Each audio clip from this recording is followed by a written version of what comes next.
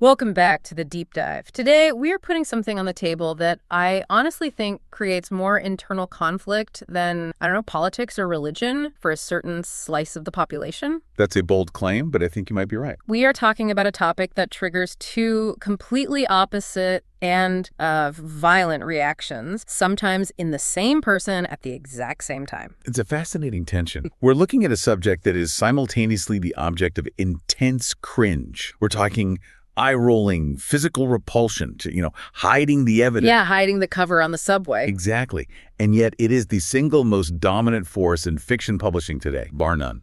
We are talking, of course, about the romance genre. And I have to be honest with you right off the bat. I struggle with this. I am the target demographic for the cringe. When I see those, those cartoon covers with the cutesy titles, my immediate reflex is to assume it's not for me.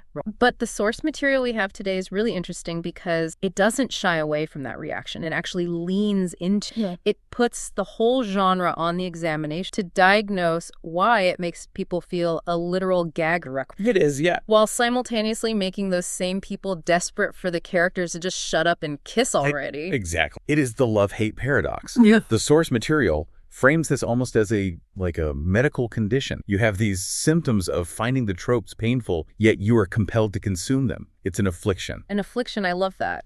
So our mission today, then, is to deconstruct that. We aren't just going to trash the genre, and we are not just going to blindly praise it. No, we're going to diagnose it. We're going to look at the specific elements that cause that cringe. We're going to look at the societal baggage that gets attached. And we have to get into the numbers, too, because even if you personally don't read romance, or if you wouldn't be caught dead reading a paperback with a shirtless Highlander on the cover. Or a cartoon baker, which is the modern equivalent. Right, the cartoon baker. Even so, you cannot ignore the market statistics we have here. They are absolutely wild. They are. We're going to look at the psychological theories behind what the source calls romance logic, and then we're going to offer a prescription. A prescription? Yeah, the source actually offers a curated list of books that are specifically designed to cure the affliction of cringe. Okay. I am very curious about that. I might need that prescription. So let's get into it. I want to start with the sheer size because I think people have this vague idea that romance is pop, like, oh yeah, people buy those paperbacks at the airport. Right. It's a niche thing. Yeah, but the data from the MPD group study in 2022 suggests we are dealing with something much, much bigger. It's not bigger. It's a juggernaut. According to that 2022 study, romance isn't just a popular genre, it is the biggest fiction genre, period, in terms of book sales. It's the biggest. Bigger than thrillers, bigger than fantasy. Bigger than all of them. But here is the statistic that really made me pause and, reread the notes. Sales of romance books doubled in 2022 compared to the 2021 figures. Hold on. Doubled in 1 year. That feels impossible. I mean, that's not just growth. That's an explosion. Yeah, good. Usually in any mature market, you're looking for, single-digit growth? If the auto industry grew by 10%, it would be front-page news. How does a genre of literature increase by 100% in 12 months? That is the key question. It suggests a fundamental shift in the market and the entire mechanism of how books are sold and discovered. It's not just a trend. The source material calls it a market takeover. A takeover! And to understand that, you have to look at how these books are being consumed. It's not just that there are twice as many readers, it's the velocity. Romance readers are famously voracious. We are talking about people finishing a book a day, sometimes more. So it's high churn content. It's designed to be consumed quick. Precisely. And the source points to one specific engine that fueled this explosion between 2021 and 2022, and it's the one you'd expect. Let me guess. Book Talk. Book Talk. Okay, so I know it's the book community on TikTok, but is it really powerful enough double an entire... That seems like a lot of credit to give to teenagers making, 15-second videos. I think it's impossible to overstate the influence here, but you have to understand how the TikTok algorithm works to understand why it favors romance so heavily over other genres. Okay, break it down. Well, TikTok relies on visual hooks and, more importantly, emotional immediacy. A literary fiction novel that explores the subtle nuances of, say, mid-century divorce that doesn't translate well to a 15-second clip with a Taylor Swift song over it. Right. You can't really make a viral video that says, here's a slow, methodical meditation on grief and regret. Exactly. But romance is built on tropes, and tropes are marketing gold for an algorithm like TikTok's. Ah, because they're recognizable. They're shortcuts. They're microhooks. You can make a video that just flashes text on the screen. He hates everyone but her. There's only one bed. Or touch her and you die. Right. I've seen those. Those phrases trigger an immediate emotional recognition. The algorithm sees that engagement and it pushes these vibes to millions of people. And suddenly, a book that was released 5 years ago and was totally forgotten is sold out everywhere. That's fascinating. So the marketing has shifted from here is a plot summary to here is how this book will make. Yes, and it brought in a massive new demographic. The surge wasn't just existing readers buying more books. It was a huge wave of young readers entering the market for the first time. And these readers are being trained by the algorithm itself. They are. They're being trained to look for specific emotional beats, specific trope, rather than, say, specific authors or writing styles. The trope is the brand. Which brings us to who is actually buying these books. The source references a study from the Romance Writers of America. This one is a little older, from 2017, but it's still telling. It found that 82% of romance buyers are female. Which is pretty consistent with what we've seen for decades. It is a female-dominated space, both in readership and largely in authorship. But that does leave 18%. Who are the 18% of men buying these books? Is that real? Are they reading? That is the mystery, isn't it? Yeah. The source engages in a little bit of speculation here. I bet. The main theory is that a lot of that 18% isn't men buying for themselves, but men buying gifts for the women in their life. Oh no, I forgot it was Valentine's Day panic purchase at the airport bookstore. Exactly that. And, while we have to be careful not to stereotype too much, there are definitely male readers of romance out there. Sure. Statistically, we are analyzing a genre that is almost exclusively consumed by women. And now, thanks to Book Talk, a very young generation of women. Right. And that context is absolutely crucial for everything we're about to talk about. Because when we talk about cringe and we talk about why society tends to look down on this genre, we have to remember we are talking about something that is coded as female. You cannot separate the critique of the genre from the demographic that consumes it. But having said that, let's look at the content itself. Because the source material, which we should keep in mind comes from a romance fan, admits that the cringe is real. She isn't in denial about it at all. Oh, absolutely not. She gives it a name. She calls it the romance cringe affliction. It's a very vivid metaphor. It is.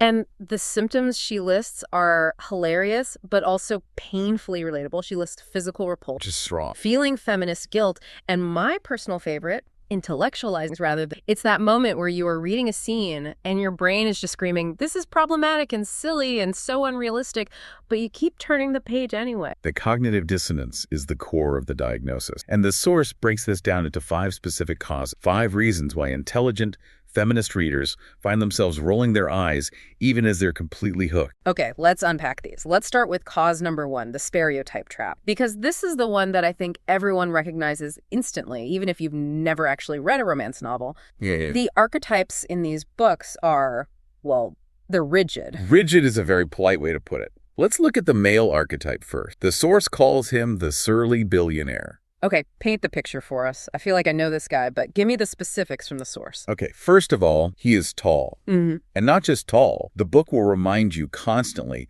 that he is towering over everyone else. He takes up space. Right. He's always leaning against a door frame. Always. He's muscular. And interestingly, the source notes a very specific wardrobe choice. He wears only black and white. Wait, really? Like he's an old-timey movie character. It's a visual shorthand. Colors are frivolous. Colors are for the quirky girl who we'll get to in a minute. He is serious. He is efficiency personified. So no Hawaiian shirts for the surly billionaire? Definitely not. And he has a permanent scowl on his face because, according to this archetype, the only acceptable male emotion is manly anger. He is stern. He is mean to everyone, the staff, his family, the world. It's not her. Except eventually the heroine. And he has to be a billionaire. A millionaire, the source notes, is insufficient. A millionaire just doesn't cut it anymore in this economy. Apparently not. A millionaire is just a guy with a nice house and a 401k. A billionaire represents unlimited power. He is the modern equivalent of a feudal lord or a prince. He can solve any problem with a credit card swipe. He can buy the company she works for just to see her more. It's funny, but it's also, I don't know, kind of sad. Like, is this really the peak ideal for a male partner? Just a rich, angry guy in a black t-shirt who desperately needs therapy. Well, it gets more interesting when you contrast him with the female archetype. Yeah.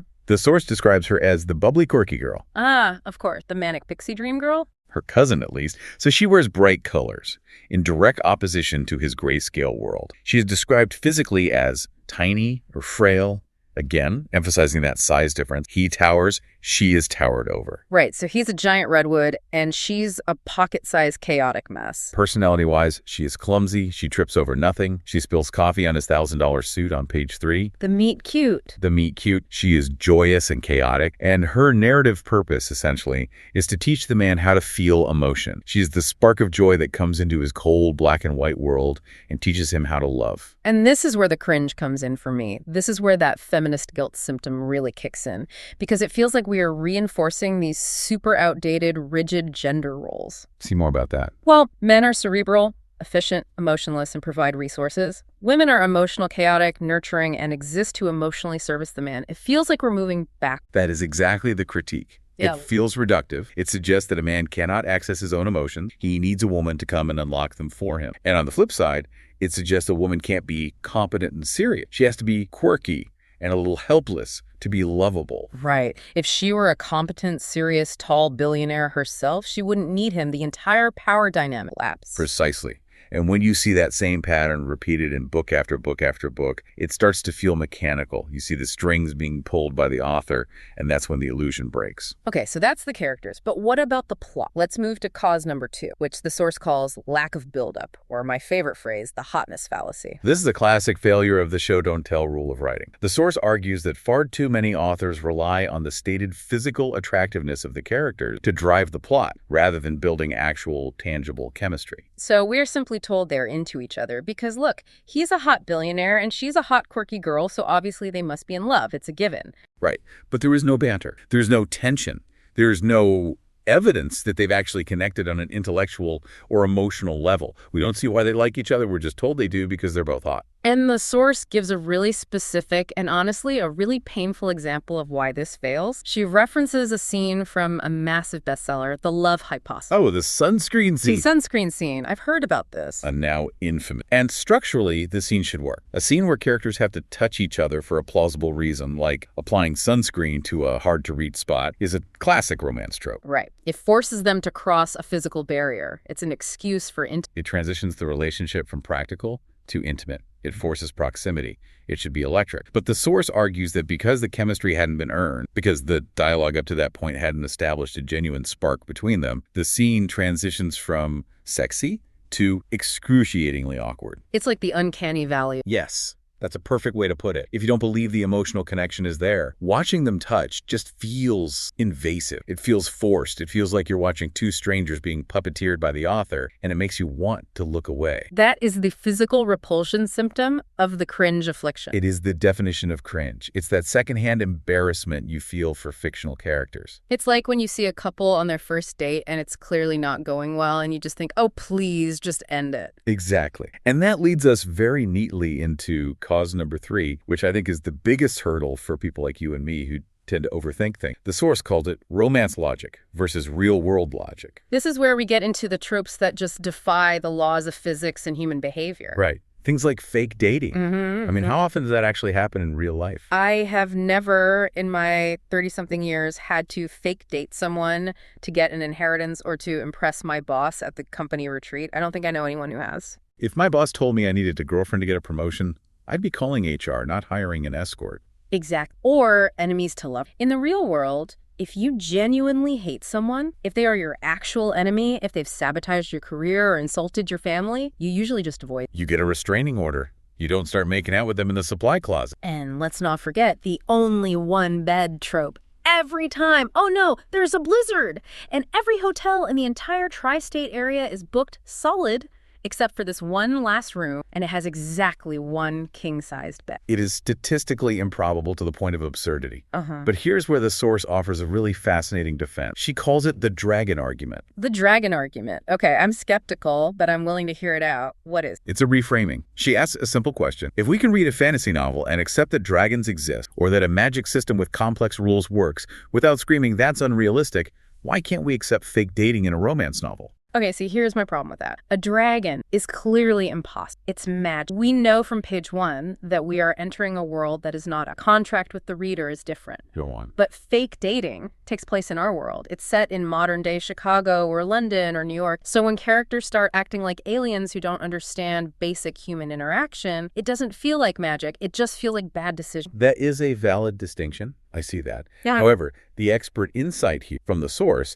is that you need to view romance as a form of fantasy. It just has a different magic system. A different magic system. Yes, in a high fantasy novel, the magic system governs physics. You can have fireballs, you can have flying dragons. Right. In a romance novel, the magic system governs fate and social interaction. So in the romance universe, coincidences are the magic system. The universe is an active character pushing people together. Exact. The fact that there is only one bed isn't a statistical error. It's the universe, or fate, conspiring to bring the lovers together. The fact that they have to fake date is the inciting incident of their quest. It's a plot device. So it's a narrative shortcut. It is. It's a narrative economy.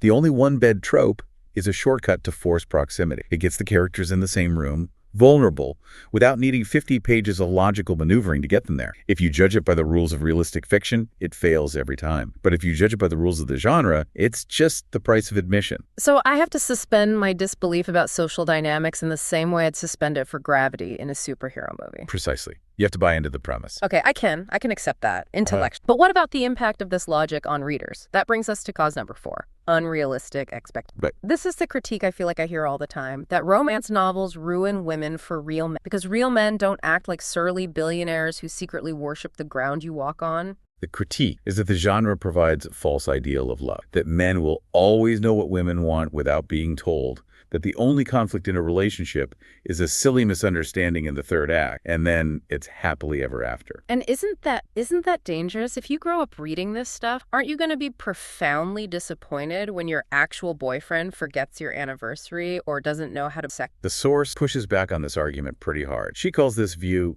incredibly condescending. Condescending how? It assumes that female readers are, that they're incapable of distinguishing between fiction and reality. It treats women like children who might accidentally think their husband is going to turn into a werewolf if he gets angry. That's a fair point. We don't worry that men who play Call of Duty are going to try to respawn in real life. Exactly. Or that people who read murder mysteries are going to start trying to solve crimes on their lunch break. Yeah. The source argues that romance is read because it is a fantasy, not because readers view it as an instruction manual. It's escapism. It's an escape from the messiness and the sheer work of real relationship. It's read specifically because real relationships are hard. It's emotional tourism. You go there to feel the high, then you come back to your real life where you still have to argue about whose turn it is to take out the recycle. I like that, emotional tourism, but there is a darker side to this and we have to address. Cause number 5 isn't just about unrealistic expectation behavior, it's about romanticizing talk. This is the most serious diagnosis in the list, and it's the one that I think a lot of the criticism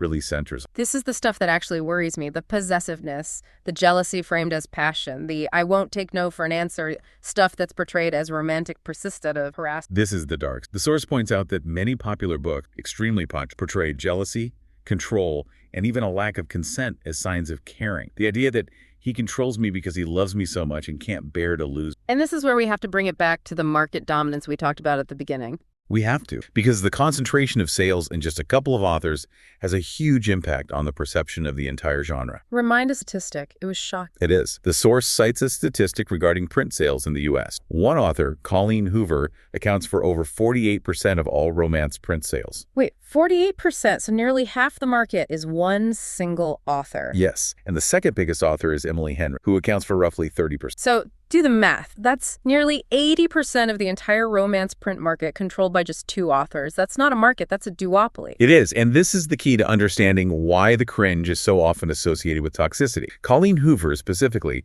has been criticized very heavily for featuring toxic dynamics in her books. Right. Relationships that are volatile, sometimes emotionally or even physically abusive, but are framed as these epic, all-consuming romances. And because she is so dominant, because she is the romance genre for millions of new readers, people equate the entire genre with her specific style. That is a huge insight. So if I walk into a bookstore and the only thing on the main table is a giant stack of Colleen Hoover, I'm going to assume that's what romance is. It's a synecdoche problem. The part is standing in for the whole. Exactly. It completely ignores the thousands of other authors who are writing about healthy, communicative, respectful relationships simply because they aren't selling at that monopolistic level. It's like judging all of cinema based only on Michael Bay movies. You'd think every movie was just explosions. A perfect analogy. So we've diagnosed the content, we've got the stereotypes, the lack of buildup, the weird magic logic, and a market that is utterly dominated by some questionable dynamics. Right. But the source argues that the cringe isn't just about what's in the books. It's about us. It's about society. So this is section 3 of our deep dive, the root cause. And it comes down to that terrible phrase, guilty pleasure. I hate that term. I really do. It implies I should feel ashamed for enjoying. There's no such thing as a guilty pleasure. There's just pleasure. The source discusses the specific shame associated with reading romance. She notes how readers so often qualify their answer. If you ask someone what they read, they'll say, oh, I read romance, but I also read historical fiction and, literary. They have to show their credentials. I read the trashy stuff, but don't worry, I'm actually smart. I read the important books, too. Precisely. It's the chicklet stigma. Anything that is primarily created for and loved by women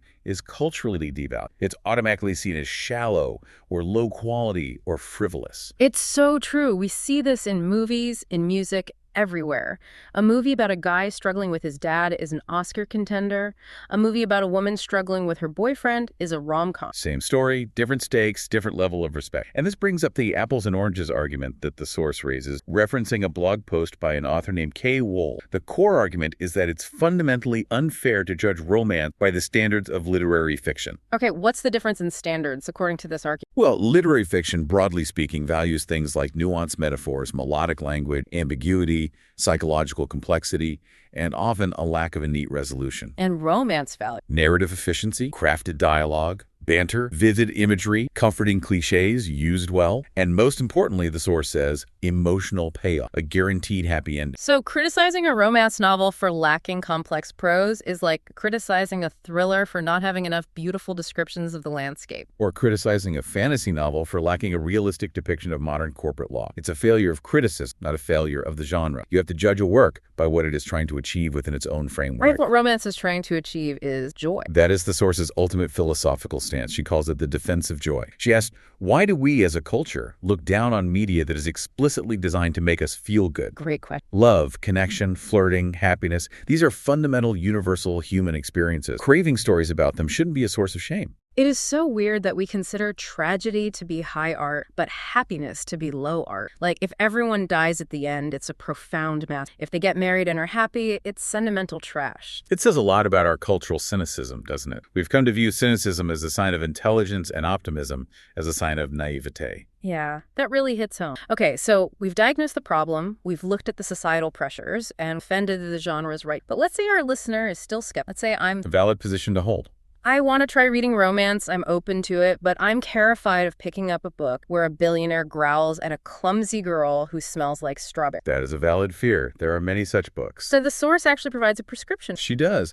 And to do that, she uses a really helpful framework she created called the silly to emotional spectrum. Ooh, love it. Break it down for me. So imagine a line. On one end, you have silly. These are books that are flirty, humorous, feel-good, sexy, laugh-out-loud fun. They are light on conflict, high on pure escapism. The literary equivalent of a great romantic comedy movie. Exactly. On the other end of the spectrum, you have emotion. These books have more in-depth characterization. They often have melancholic moments. The characters might have serious backstories involving trauma or grief. They still have a happy ever after, the non-negotiable for the genre. But the journey to get there is heavy. And the cringe often happens when a reader who wants one end of the spectrum accidentally picks up a book from the other. Precise. If you are in the mood for deep, cathartic emotion, and you get a book about a quirky baker who trips into the arms of a handsome prince, you're gonna cringe. And if you want light, fluffy fun, you get a book about two people bonding over their shared childhood trauma, you're gonna be bummed out. It's about matching the book. It's all about managing expectations. Okay, so let's run through the recommendations on this spec. We're gonna treat this like a mini book club for the cringe. Recommendation number 1 is for the silly. This is Talia Hibbert. Specifically, the source recommends her Brown Sisters series. Okay, why does this one work? How does it avoid the cringe traps we talked?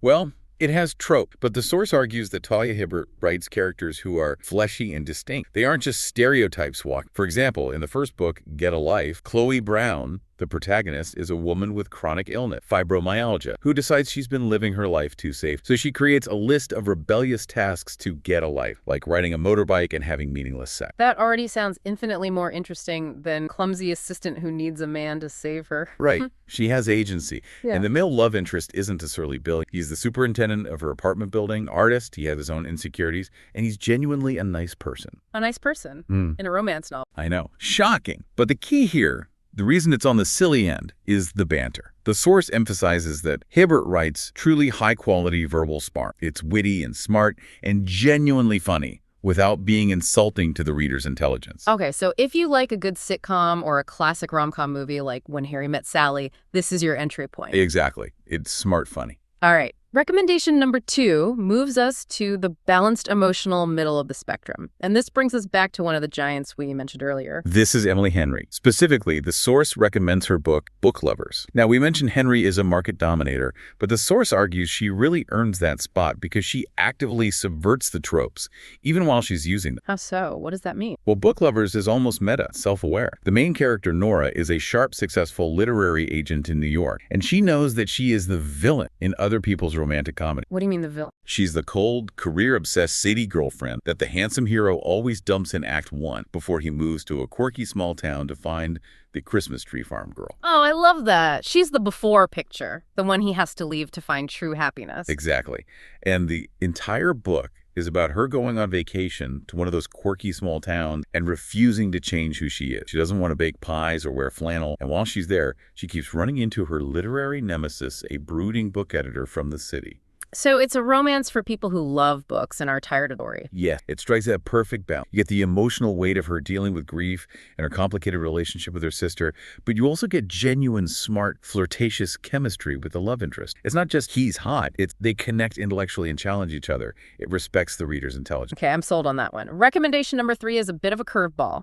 The Niche Fantasy Twist. This is The Very Secret Society of Irregular Witches by Sangu Mandan. That is a fantastic title. Just the title alone. It is.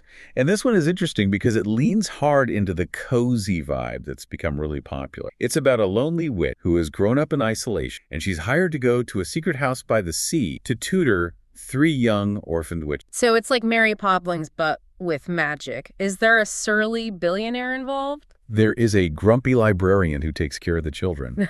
But the source notes that the tone here is just extremely feel-good. It's less about the romantic tension and more about the theme of found family. So the romance is just one part of a bigger story. Yes, it's a huge part of it. But the core of the book is about her learning to accept love and find a place where she belongs after feeling different and unaccepted her whole life. It might be too sweet for some. It's very much a warm hug in book form. But if you're looking for comfort rather than high drama, this is the perfect prescription. Okay, I like that. Now, recommendation number 4 is the one that really caught my eye because it takes civic trope we mocked earlier, the tiny girl, big guy, and supposedly spins. This is Ali Hazelwood's Love Theoretically. Now, we should note, Hazelwood also wrote The Love Hypothesis, which we criticized earlier for that awkward sunscreen scene. But the source argues that Love Theoretically is a massive improvement because it adds a meta layer to the tropes she uses. A meta layer? What does that mean in this context? Okay, so the protagonist is a brilliant theoretical physicist, but she's also a chronic people pleaser who is struggling financially with an adjunct professorship. So to make ends meet, she has a secret side gig as a fake girlfriend. Wait, she does it professionally? For money. She does it as a service. Her clients hire her, and she becomes the perfect girlfriend for whatever situation they need, meeting the parents, work event, whatever. She's different personas. So when she ends up in a fake dating relationship in the main plot with a rival physicist, she is hyper aware of the performance. Ah, I see. The trope isn't just a plot device that happens to her. It's woven into her character psychology and her actual job. She is consciously performing the trope within the book. It has this fascinating nuance to what could have been a very standard cliche. That's actually really smart. It justifies the fake dating logic by making it her career. It's not a random, unbelievable event. Exactly. It grounds the potential cringe in solid character motivation. It gives her a reason to behave in a way that would otherwise seem absurd. Okay, and finally, recommendation number 5. This is the literary classic N. This is for the person who absolutely refuses to read a book with a cartoon cover and needs to feel like they're doing something educational. This is Jane Eyre by Charlotte Bronte. The OG romance novel. It is the blueprint. The source argues that this book single-handedly proves that romance as a genre isn't inherently shallow. Think about it. Yeah. You have a plain Jane heroine who is intelligent and has a steel spine. You have the ultimate surly, rooting hero in Mr. Raja. He's the original surly billionaire, just without the bill. The surly landowner. The surly country gentleman with a dark, terrible secret locked in the attic. You have intense emotional turmoil. You have class and independence. It's the original Grumpy Sunshine, except without the sunshine. It's more like Grumpy Stoic. It is. But it deals with deep, timeless, relatable feelings. Isolation, longing, integrity, the search for an equal partner through a 19th century lens. And the writing is just breathtaking. If you think romance is just bad prose, read Bronte. It's a good reminder that what we now call classic literature was often just the popular commercial fiction of its day. So we've gone from the billions of views on Book Talk to the windswept moors of 19th century England. It's been quite a journey. It really has. Let's try to wrap this up. What is the final takeaway here? We started with a literal gag reflex, and we've ended with Jane Eyre. Where does that... I think the final takeaway is that you can find specific books cringe. That is allowed. That's your right as a reader. You can hate the surly billionaire, you can roll your eyes at the sunscreen scene, but writing off the entire genre, the biggest genre in the world, means writing off the fundamental human desire for love and happiness in story form. It's throwing the baby out with the bathwater. Absolutely. Whether you prefer the silly end of the spectrum or the emotional end, there is almost certainly a book on that spectrum for you. You just have to be willing to do one thing. What's that? Suspend your disbelief. Treat the fake dating like a dragon. Treat the fake dating like a dragon. I love that. I'm going to put that on a t-shirt. It's a great motto for reading in general. It is. It's about meeting a story on its own terms. And I think it leaves us with a really provocative question for you, the listener, to mull over. We talked about that awful phrase, guilty pleasures. Yeah. Why do we feel the need to apologize for the things that bring us simple joy? Is the cringe that we feel actually in the book, or is it in our own cultural conditioning? Have we been programmed to reject unserious happiness because we've been taught that suffering is more intellectual, more worthy of our time? It's a question worth asking yourself the next time you hesitate to pick up a bright, colorful paperback at the piano. Is it the book you're judging or yourself? Don't let the cringe win. Go find rag. Thanks for listening to The Deep Dive.